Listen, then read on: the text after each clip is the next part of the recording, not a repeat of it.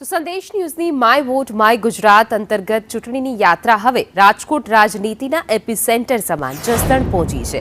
જસદણ હંમેશાથી પક્ષ પલટા અને રાજકીય ખેંચતાણ માટે ચર્ચાઈ રહ્યું છે. ખાસ કરીને કુંવરજી બાવળિયાના પક્ષ પલટા બાદ ભાજપે કોંગ્રેસના આ મજબૂત ગઢ પર પોતાનો કબજો જમાવ્યો હતો. આવો નજર કરીએ જસદણના આ જંગ પર.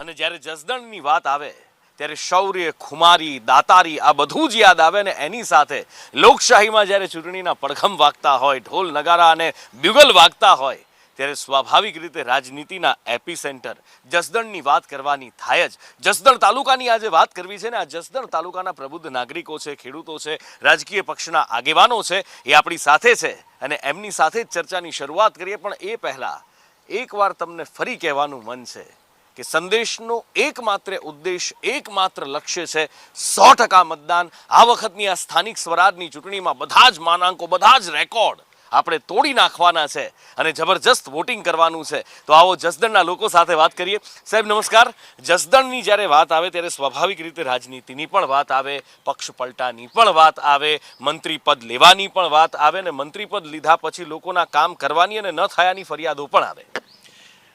એ વાત તો એમાં હું સમર્થન નહીં આપું. શું કામ કે અમારા કુંવરજીભાઈ બાવળિયા સાહેબ મિનિસ્ટર તરીકે એટલા કામ કરેલા છે કે એમની કોઈ હું તમને ગણાવું ને મુદ્દા તરીકે તો મારી પાસે એમનું અનુક્રમણિકા કે ક્રમાંક નથી. તમે સીધું કુંવરજીભાઈ નામ આપી દીધું. હું તો કોઈ નામ તો બોલ્યો જ નહોતો. મિનિસ્ટર બોલો છો એટલે હું મિનિસ્ટરનું કહું છું. અમારા મિનિસ્ટરનું સમજી ગયા ઈશારો. હા, અમારા મિનિસ્ટર છે. અમારા મિનિસ્ટર, હું ગુજરાતનો જ નાગરિક છું સાહેબ. મિનિસ્ટર અમારાય થાય. અને એટલી સરસ કામગીરી કરેલ છે. અમે આ જે જગ્યાએ બેઠા છીએ આ બગીચામાં 4 વખત એમને ગ્રાન્ટ આપી છે. 4 વખત. જ્યારે જાય નાનામાં નાના માણસો પૂછે કે સાહેબ આમાં આટલું કરવું છે, કોઈ દિવસ ના નથી પાડી ક્યારે. બીજા નંબરે આપણી પાછળ અહીં સાયન્સ કોલેજ બની છે. ખેડૂતોની હાલત જો તો દયનીય છે. આજે ખેડૂતો છે એ પાયમાલ સ્થિતિમાં છે. તમે નુપુરભાઈ ગામડે જઈને જુઓ તો 80% ખેડૂતોના દાગીના છે એ અહીંયા જસદણની ICICI બેંકમાં પડ્યા છે. એનો મતલબ શું બતાવે છે સીધો કે ખેડૂતોનો ઘરની આર્થિક સ્થિતિ ખૂબ નબળી છે. હું તમને મારી જિલ્લા પંચાયતની વાત કરું, ભાડલા જિલ્લા પંચાયતના આ મારા મિત્ર, ભાજપના મિત્ર એમ કહે છે કે વિકાસની વાત કરે છે તો છેલ્લા 30 વર્ષથી ગુજરાતની અંદર ભાજપની સરકાર છે. આ જિલ્લા પંચાયતમાં 16 ગામ છે, એમાં 12 ગામ એવા છે કે રાજકોટ જવા માટે આજ પણ ત્યાં એક પણ ST બસ મળતી નથી ડાયરેક્ટ.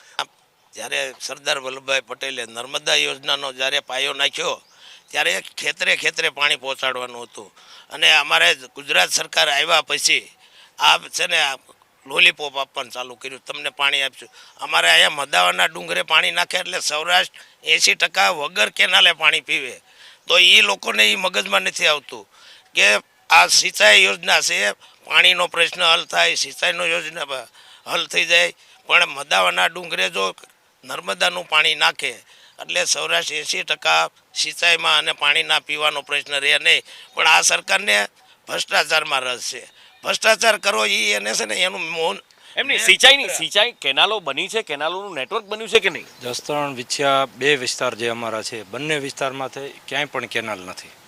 પાણી માટે થોડી ઘણી જે વ્યવસ્થા મંત્રી તરીકે જ્યારે હતા ત્યારે વાત થઈ કે ભાઈ અહીંયા જોડ્યું પણ એનું હજી પાણી જે પૂરતા પ્રમાણમાં જ્યાં જે અમારા બંને તાલુકાના ગ્રામ્ય વિસ્તારમાં 3 પાક માટે પાણી જે મળવું જોઈએ ખેડૂતોને એ આજની તારીખમાં મળતું નથી. ઘણા બધા પ્રશ્નો છે, ઘણી બધી વાતો છે. કેટલાક પ્રશ્નો એવા છે જેના સમાધાન થયા છે, કેટલાક પ્રશ્નો એવા છે જેમાં કુદરતી પરિસ્થિતિ સામે લડવાનું છે. પ્રાણ પ્રશ્ન અહીંનો પાણી છે, એનું સમાધાન થોડા ઘણા અંશે આવ્યું છે. હજી ઘણું બધું કરવાનું છે. જોઈએ કે ક્યારે થાય છે, કેવી રીતે થાય છે. પણ આશા એ છે કે ધીમે ધીમે સમય જતાં આ પ્રશ્નોનું નિરાકરણ આવશે અને એના કરતાં પણ મોટી આશા એ છે કે જલ્દીથી આ પ્રશ્નોનું નિરાકરણ આવે. અને જો આ પ્રશ્નોનું નિરાકરણ લાવવું હોય, જો તમને જે કામ થઈ રહ્યું છે એનાથી જો સંતોષ છે તો પછી એક વાત છે, વધુમાં વધુ મતદાન કરો.